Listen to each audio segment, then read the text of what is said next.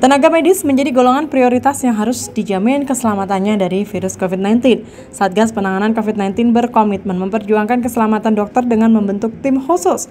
Tim ini diisi oleh gabungan para pakar kesehatan, penggiat profesi kedokteran maupun bidang relawan kesehatan.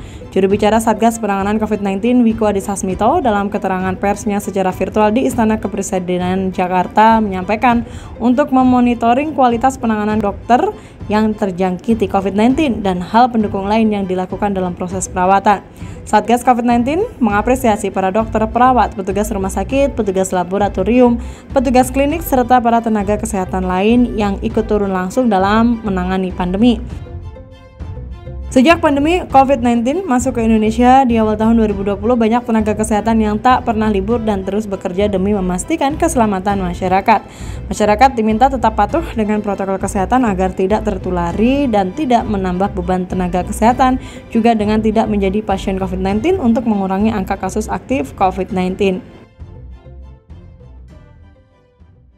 Satgas sangat peduli dengan isu keselamatan dokter dan berkomitmen untuk memperjuangkan keselamatan dokter melalui pembentukan tim khusus yang terdiri dari gabungan para pakar, penggiat profesi kedokteran, maupun bidang relawan untuk memonitoring kualitas penanganan dokter yang terinfeksi dan hal pendukung yang diperlukan dalam proses perawatan.